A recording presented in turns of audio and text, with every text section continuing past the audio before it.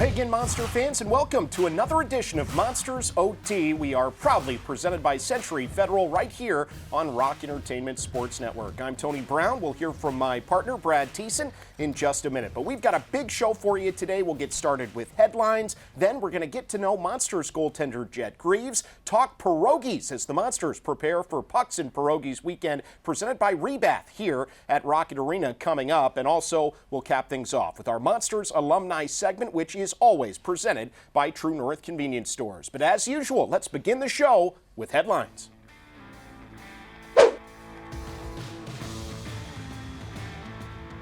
All right, on headlines, Brad, let's begin now as we welcome Brad Thiessen in with the North Division standings. Because this time of year, Brad, that's what it's all about. Monsters trying to firm up their playoff positioning. They're currently in a playoff spot in fourth place in the North Division standings. You see just 2 points behind third place Toronto. Laval and Rochester kind of running away with the division a little bit in terms of points, separating themselves here. But with 8 games left in the regular season, more on that in a minute, Brad, Monsters right in the thick of like a 3-4 team race for those final couple of playoff spots. Yeah, right where you want to be in this time of year. You want to be playing meaningful games.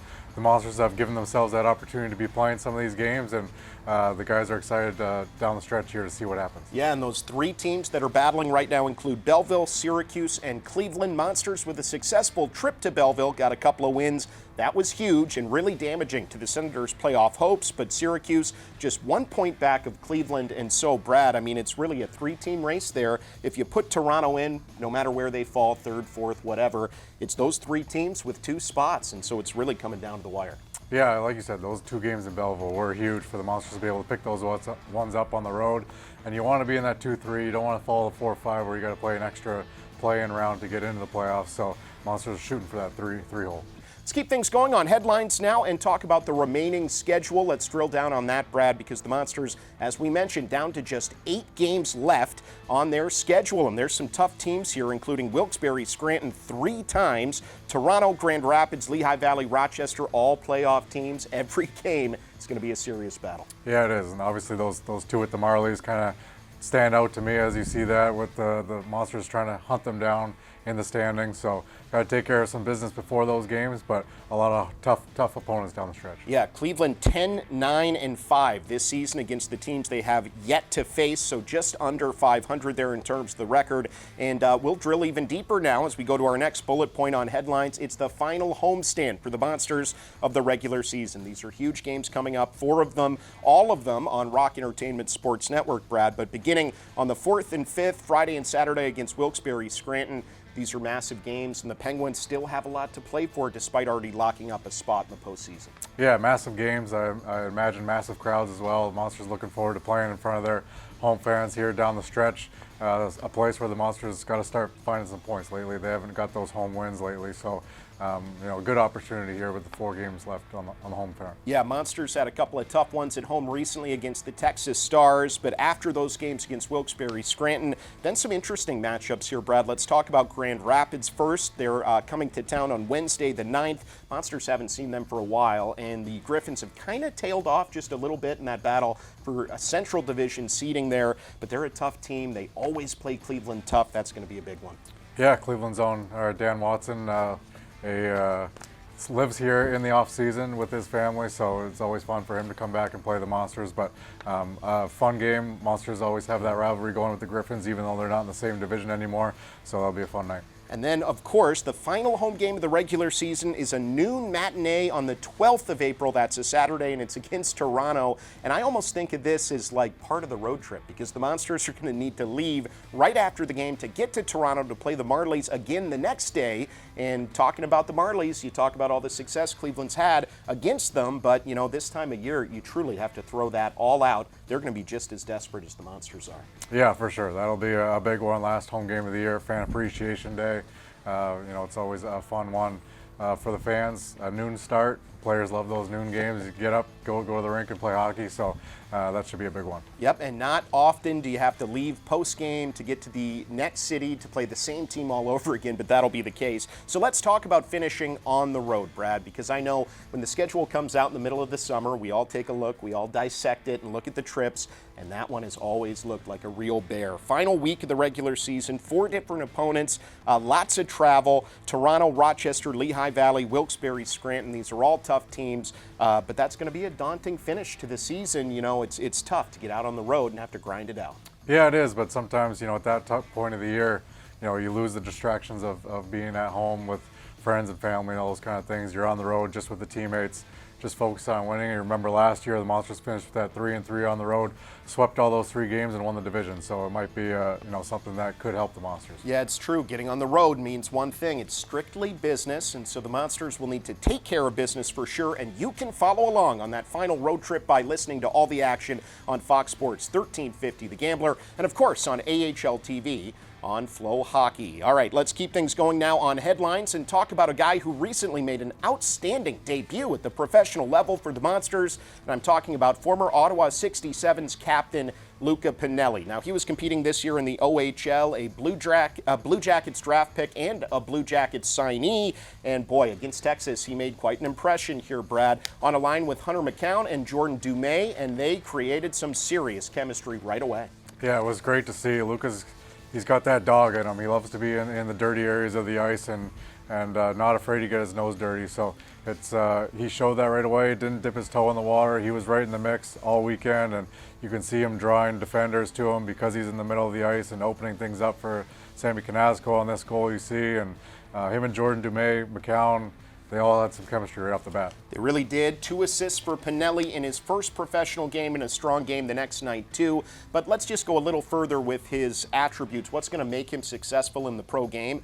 You said he's got that dog in him, but he's also got a whole bunch of skill, and he can sort of be versatile. Yeah, I mean, as you see on this play here, he's in the corner, but he's winning that battle for the puck, and then he has the skill to be able to make that pass to Hunter McCown. So a guy who can put some points on the board, but he's also not afraid to play in those dirty areas.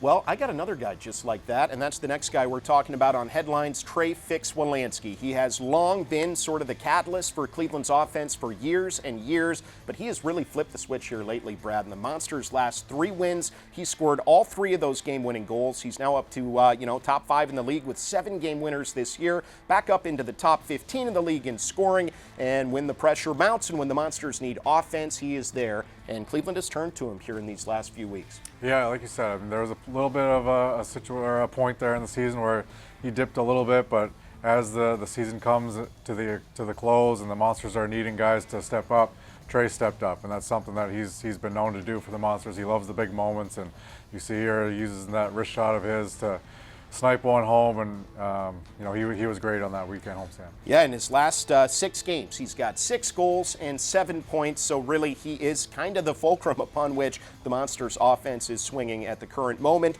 and that's good news because for many, many seasons now, he has been Mr. Clutch for Cleveland, and the same has been true this year. All right, time to keep it moving still on headlines with another round of new players for the Monsters. These are guys that have signed ATOs, that's amateur tryout contracts. Now, a couple of these players have signed for next season. In fact, all 3, I believe. 2 with the Blue Jackets, and then, of course, the Monsters signing Rylan Mosley to an AHL deal for next year. So let's talk, Brad, about each of these 3 guys, and we'll begin with Mosley, who has 2 games under his belt already for Cleveland. He's a forward out of the University of Wisconsin with Michigan Tech before that, but he looks like a guy that is a hard worker and will fit in at this level. Yeah, I think that thing that stood out was his motor. He can skate, he can move. He's pretty strong and sturdy. He's got a really good shot. So someone that didn't look out of place in his 2 games that he played with Cleveland already. Now, I know you haven't seen much of him yet. He was in practice just a little bit, but Guillaume Richard joins up from Providence College in Hockey East in the NCAA ranks, and this is a Blue Jackets draft choice that has yet to play in a game, but I've heard some reports on him being a great skater and a guy that can really help the Monsters on the back end, which is an area that they need to focus on down the stretch. Yeah, being at development camps the last few years, seen a lot of Guillaume Richard, and excited to have him here in the fold finally. Really good college player at Providence for his 4 years, and someone, like you said, he can skate the puck, move it, and will really help with the breakout. Yeah, and of course, a guy with some offensive talent as well. I think 14 points at the college level this year for the Friars. Let's talk now about Tyler Peddle as well. Richard going to wear number 26, Peddle wearing number 19 for Cleveland, but this is a hard-working winger, sort of a checking forward, right, out of the Quebec Major Junior League. Yeah, big, strong kid. likes to get in on the forecheck and create some havoc down there. But again, another guy who's strong, can shoot the puck. So another guy that we're looking forward to having. All right, let's wrap up headlines now. Brad, talking about Jet in a Jet bobblehead night, a great night recently in front of a huge crowd at Rocket Arena, 14,000 plus. For the 11th time this year, the Monsters packed in over 14K to the arena, but it was all to celebrate Jet Greaves, an icon of goaltending in the organization's history. And in his last 3 starts, he's just been at his best, just under 96% in terms of the save percentage, peaking at the right time and deserving of this recognition. Yeah, he was, I mean, that night's not always easy because you got so much distraction going on. You got the bobblehead night, he's got a ton of family and friends in town. The guys all giving him a hard time for having his own bobblehead, but he showed up like he always does and gave the Monsters a chance to win. He's been really strong lately, and expect the same down the stretch here. It was kind of fun to see the fans lined up around the building to get their hands on that unique bobblehead, and of course he played outstanding as the Monsters dropped that game, but that night was a great night to say thank you to Jet Greaves. And as we wrap up headlines now with plenty more Monsters OT ahead, let's get to know a little bit more about the Monsters' best goalie they've ever had, the one, the only, Jet Greaves. Jet Greaves. Oh, that's Jetter. That's my boy, so. That's our goalie, Jet Greaves, the man. Cambridge, Ontario. Jet's jersey number is number 73. I'd never forget that. I think Jet is the most normal goalie I've ever met in my life. His favorite movie was The Outsiders, which I thought was really weird. That's a weird movie to be your favorite. So, yeah, I think he's pretty weird because of that. Honestly, Jet's a very hardworking guy, probably one of the most hardworking guys on our team. He's, one of the most well-rounded people I met. An honest guy, and he's a really good friend. He's one of the first guys in the rink every morning. So, he puts in a lot of time to his craft, and his work pays off and it shows. He's just a true pro, one of the nicest guys I've personally ever met in the game of hockey. He's a great friend, and I'm really happy to have him as a teammate and a brother.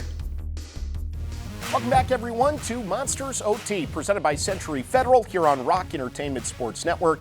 Tony Brown back here with you. A lot of show coming up, including our Monsters alumni segment, which is presented by True North Convenience Stores. But right now, let's keep with Jet Greaves because he has meant so much to the Cleveland Monsters. We recently had a chance to sit down with him for the Landscape Show, which is presented by Hospitality Staffing Solutions. We got to learn a little bit more about Jet and what makes him tick, what motivates him as he tries to make NHL life a full-time proposition for himself. Jet, thank you so much for sitting down, and let's get right into it. Let's start out with the beginning of your professional career. So if we can go back in time here, you've been with the Monsters for parts of 4 seasons, but you showed up after the COVID season in which you didn't play hockey at all the entire year. So let's go back to that point as you wrap up your junior career with the Barrie Colts in the Ontario League. What were your plans before the Blue Jackets reached out? Yeah, that was kind of a really unique experience that year. Like you said, we had no season in the OHL, so we were all kind of looking for different ways to stay sharp and stay on the ice. So for us, what we did was my brother and I, we grew up playing on our backyard rink. My dad would always build when we were growing up. So that year, we kind of got it back going again. So it was myself, my brother, and our buddies. We skated on our rink. We'd skate on like ponds around, just anywhere we could find ice. And then fortunately, some of the ice opened up, and then a buddy of mine, actually Andrew Parrott, he had a tournament that he hosted in Erie. It was a showcase tournament, and that was great for a lot of us Ontario League guys that didn't have a season. We went there and we were able to play, and some teams were able to come watch us, so that was a lot of fun. But let's now talk about Cleveland and its role in your career, but also in your life. I mean, you're a young guy, and you've been here now for literally a chunk of your life has been spent in Cleveland. So, from the city to the team, but really just for you personally, what's the city meant to you and getting you to your goals, which is the National Hockey League? Yeah, it's been awesome. It's been, like you said, it's been a big part of my life. I've been here for 4 years now. I'm 23. I came here when I was 20. I wasn't even legal to drink alcohol when I came here. So it's been, I feel like I've matured a lot in my time here, and it's been so great. I've met so many amazing people that have really helped me to grow and helped me to learn in so many areas of my life, and it's been just such a blessing being here and being able to build relationships with the people that I've met here. It's been awesome. Yeah, I mean, of course, it's obvious that you spend so much time with the players and the coaching staff, and those relationships are just built through shared experience. but you've also done something that few players get a chance to do in the American League, and that's build a true rapport with the fans. That only comes over the course of time, but to be able to play in an arena that can pack this amount of people in there, to be able to make a save and hear the reaction from the crowd, it must have made a difference in your confidence level, and it is certainly, I would imagine, has to have helped you on your way. Yeah, it's a great experience for all of us being able to play here in Cleveland. Like you said, the fans are amazing. Here we're playing in front of so many fans every night, so you kind of get used to that. It's been fun to be in the same spot and kind of, like you said, build those relationships. You know, there are some fans that you see at different events and you feel like you get to know them a little bit. So it's been awesome to have that experience here. I mean, it's a major league type of experience that you have at that next level, but you get a taste of that here at this level, and there have to be a lot of lessons you learn in a city like Cleveland. I mean, we know across the American League there are a lot of different types of places you could end up playing, but here in Cleveland it seems like an appetizer to the big league level, doesn't it? Yeah, no, absolutely. It feels like you said, it's a major league city. I mean, we have all the major sports are here, and it feels like it's a major sport when we come to a Monsters game. It's a lot of fun. It's a great arena that we're fortunate to play in, great fans, and it's a really great organization. Let's talk a little bit about some of the things you've been able to do here in Cleveland, like, for instance, the club records. There are many of them that you now hold. In fact, almost all of the big ones in terms of goaltending, you've got them here. The team hasn't been around like a super long time, like decades upon decades, like many NHL teams have, but there is a great history of hockey in this city, and now your name is all over those record books. I just want to know, personally, how does that make you feel? You did that. Yeah, no, it's cool. It's not something I guess think about too much, but I'm very grateful and very fortunate to be a part of that, and to be, have the teammates that I've had and the people around me that have helped for that to be something that's even possible. I just feel very, very grateful and very blessed. It's not something I take for granted at all.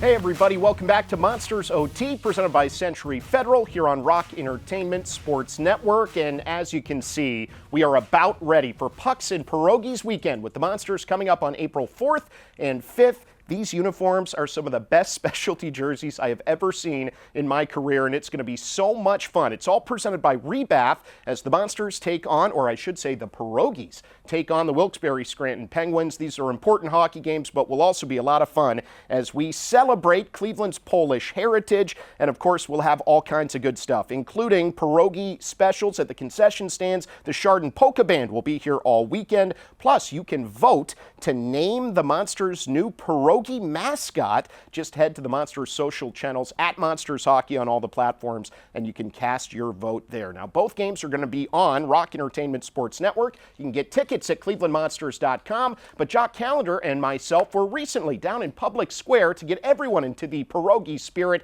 as we handed out some pierogies alongside the Pierogi Lady, an awesome business out of Akron. So let's take a look at all the pucks and pierogi fun as we get set for a signature promotional weekend at Rocket Arena.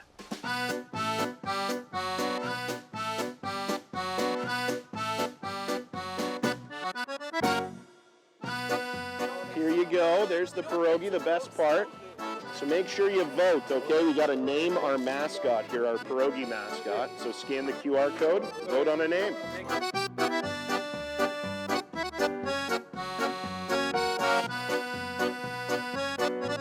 One weekend only. Yeah, there you go. Would you like to try one? There you go. Unless we win both games 10-0. Right. What's going on?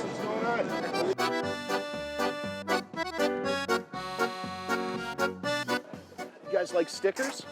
Got some stickers for you. All right, well, we'll see you at the games this weekend, okay? All right, see ya. Well, great day today here in Public Square to raise awareness for Pucks and Pierogies weekend, presented by Rebath. It's the 4th and 5th of April, Friday and Saturday night against Wilkes-Barre Scranton. Be there as the Monsters transform into the Cleveland Pierogies. Important games, too, for the playoff push, so get your tickets now at clevelandmonsters.com. In Public Square in downtown Cleveland, I'm Tony Brown.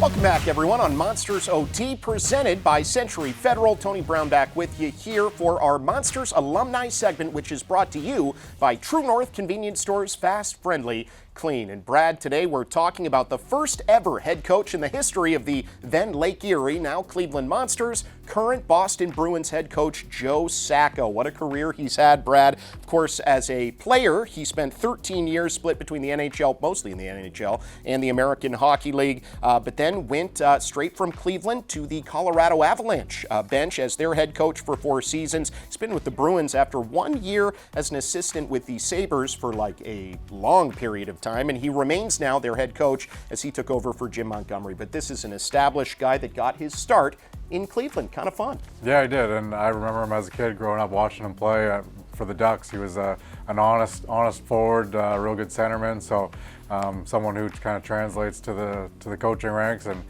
someone who started here in Cleveland and did a really good job. Yeah, and he's another example of a guy who took his time in Cleveland and turned it into an opportunity to coach at the next level. So the Monsters have proved to be a nice springboard for coaches, and of course Cleveland gets you ready for the big leagues. It does. It's one of the better spots in the American League for coaches. It's a big league city, and a lot of things that help you prepare for the next level. Well, that is it. Our True North alumni spotlight is Joe Sacco, the first head coach in Monsters history. That'll do it for another episode of Monsters OT. A lot of thank yous to hand out. First and foremost to my partner Brad Thiessen. Great job as always. Also want to say thanks to Leo Simone, Jeremy Hawks, the rest of our outstanding crew, to True North, and most importantly Century Federal for bringing you another edition of Monsters OT. We'll see you next time on Rock Entertainment Sports Network. I'm Tony Brown.